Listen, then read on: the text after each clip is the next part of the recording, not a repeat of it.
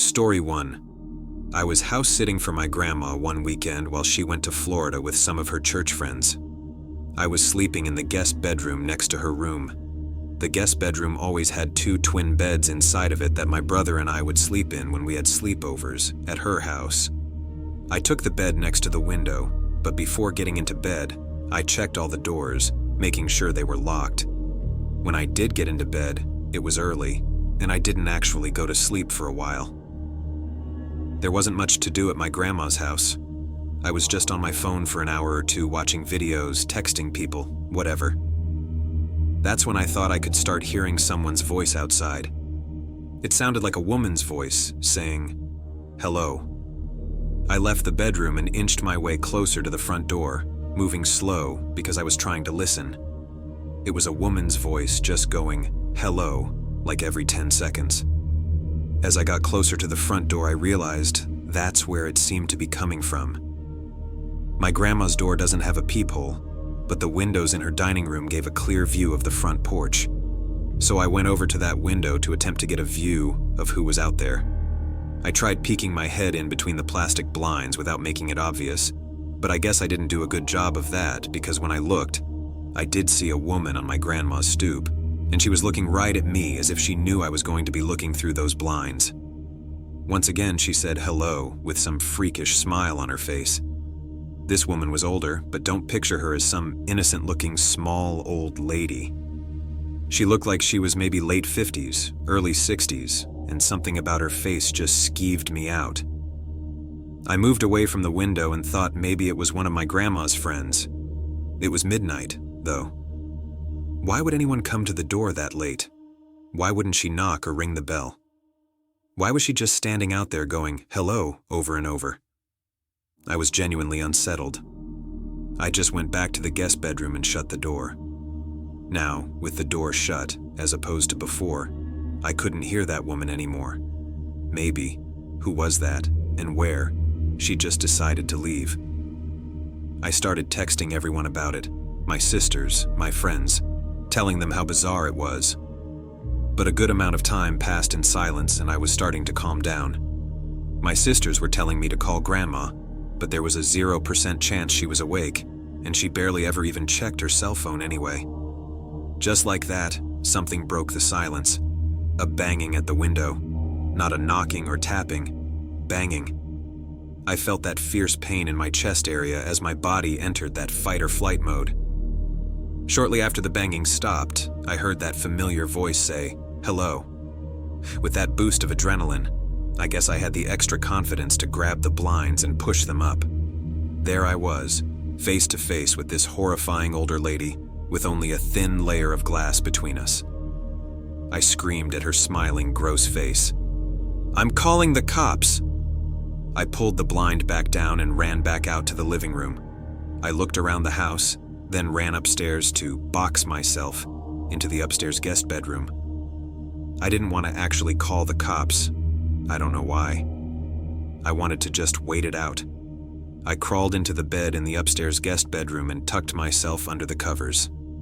A couple hours later, I was still awake, and I finally only then went back downstairs to look outside each window. That freaky old lady seemed to be gone. The next morning, I called my grandma and told her what happened. She started yelling into the phone, clearly panicking and distressed. She told me how a few days earlier she was being watched in the grocery store by some woman about 10 years younger than her who just kept smiling at her for no reason. I told her to calm down. I didn't entirely know whether to correlate the two or not, but when we eventually got off the phone with each other, I did have to give it a second thought. My grandma is 75. She has lost a bit of her wits, so I do have to take some of the things she says with a grain of salt. But the way she yelled into the phone about the woman in the store really gave me the chills. I still wonder if it could have been the same person. Story 2. My name is Nicholas, currently a freshman at Syracuse University, which doesn't exactly sit in the safest area. I had just gone through a breakup with my first girlfriend, so I started getting back into the online dating scene. I was using that Hinge app when I found some blonde girl named Stephanie who I really connected with. She also went to Syracuse. We both liked to read, to go to the movies. We even had the same sense of humor. I suggested we go on a movie date, and she said she'd love to. She told me to meet her at some specific point near campus and she'd pick me up. So around 9 o'clock, I waited on some corner of a normal neighborhood block, waiting for Stephanie. She asked me to share my location with her, and so I did. A few minutes later, I saw a car turn down the street and start approaching me. Then it stopped in front of me and the driver rolled down the window. It wasn't Stephanie though, but some old random guy. He asked what I was doing alone out here, which was insanely weird. First of all, I said I was waiting for someone. He asked if I was waiting for Stephanie, and I said, yeah. How'd you know? He said he was Stephanie's father and told me to hop in so he could give me a ride to her. I took a good look at him, and he looked a little old to be her father, to be honest. I'm no idiot when it comes to sketchy situations, so I said in a firm voice, "Why didn't you tell me you'd be picking me up?" He claimed he didn't trust a random guy meeting up with his daughter and wanted to meet me first. I took another good look at the man and didn't say anything. I simply started walking away in the opposite direction from where his car was facing. He started yelling, "Hey! Hey!" sounding surprised that I was just walking away like that. But I've heard way too many kidnapping stories to know where this could potentially go. I heard the guy's car moving, and I turned to make sure he wasn't doing a U-turn to follow me. I breathed a sigh of relief when he drove straight and turned left out of sight. I continued walking down the block toward campus. I got to the corner of the block. I was just about to make a turn when I noticed what I was pretty sure to be the same car the man was driving, just parked on the side of the road with the lights shut off. I briefly tried looking into the window as I passed, but the glass was tinted. I tried not making it obvious that I was suspicious and continued walking. I got a text from the so-called Stephanie person saying, "Why didn't you get in the car with my dad?" I ignored the text and continued walking. I kept looking back to see if the car would move. When I got to an intersection in the road, I turned right and then full-on booked it in the direction of campus. Surprisingly, I wasn't followed. I made it back to campus out of breath and started walking to my dorm building. I felt like I heard footsteps following me, though. I thought maybe I was being paranoid until I heard a piece of broken glass being kicked by someone's shoe. I knew I was being tailed. I made a point of ducking down behind a van and stopping to give me time to listen for where the footsteps were coming from. They were a few cars away from me. And I remembered, I never stopped sharing my location with Stephanie. Or should I say, that man. I saw him. He was that old man. He was approaching from between two cars across from me. He yelled something that I didn't fully understand, but it sounded like he said, "Come back and I'll take you to her." He had to be like 60-something. There's no way he would catch me if I sprinted. I lost him easily when I ran and made it back to my dorm room.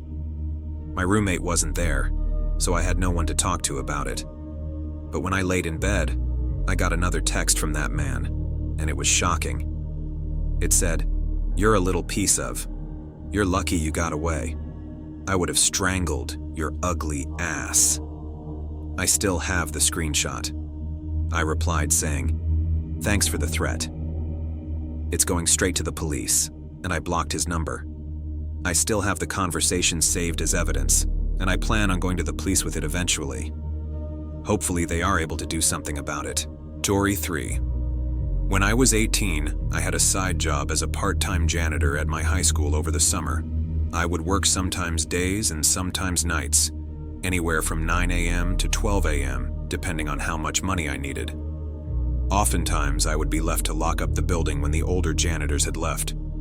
This was a time before the high school had cameras installed in every single hallway. So one night, one of my superiors, Tom, had to leave early, meaning I'd be finishing up the rest of my shift alone, and I'd be locking up for the night. He told me to text him if I needed anything, as he always did, and then he left. I loved it when I was left alone because usually I'd just do half an hour of work and then just hang around on my phone or leave early and still get paid for the whole shift. I definitely pushed it with the things I'd get away with at that place. One of the things Tom asked me to do before leaving was bring all the extra seats in the gymnasium from the assembly down to the basement storage room, so I figured I'd do that, then just go home. I grabbed a stack of 6 chairs and started carrying it down to the basement. The lights in the storage room were very dim. They kind of sucked. The whole basement of that school wasn't exactly pretty. It felt more like a basement to a warehouse. Anyway, there were what appeared to be a bunch of art mannequins covered by paint cloths. You know, those big things that look like blankets. It seemed all the school's art supplies were stored down here. I dropped the stack of chairs down where the rest of the chairs were stored and went back up to the gym to get more. When I came back down with more chairs, I noticed one of the mannequins was exposed now. The blanket was removed from on top of it. I know for sure it was covered minutes earlier because it was one of the front ones. I texted Tom saying, "I think someone's down in the basement." He said back, "What do you mean?" And I said, "One of the art cloths was moved." He took a minute to respond, saying no one else should be there. And I noticed something. The art cloth tucked in the corner of the storage room, sitting outside of the light that was produced at the center of the room. It was covering something, surely. I started to tiptoe over to it. When I was a few feet away from it, I realized whatever was under that cloth. It was moving just ever so slightly. There was undoubtedly someone hiding under there. I ran back upstairs and locked the basement door. I texted Tom saying, "Someone is hiding under a cloth in the basement." He said call the cops, but I insisted he just come back since he only just left like 10 minutes ago. He didn't want to come back though. He told me to be a man and confront whoever was down there. So I went down to the basement again. However, the cloth was now strewn flat on the floor, and whoever was hiding under there was gone. But possibly the scariest thing was yet to happen. As I stood in the storage room, there were loud metallic thumps coming from above my head. I looked up and saw indents slowly forming in the large air vents above me. Someone was crawling through the main duct, then just stopped, literally above me. And then, bangs. Bangs like whoever was in there was trying to break open the floor of the air vents. I didn't know what was happening, but I was officially done with this. I ran up the stairs, locked up the school, and went home. I told Tom the partial truth the next day, that I thought I saw someone in the corner and it was gone when I went back, and I claimed there was nothing else I could say. Thank God it was my last week there, so it wasn't my concern anymore.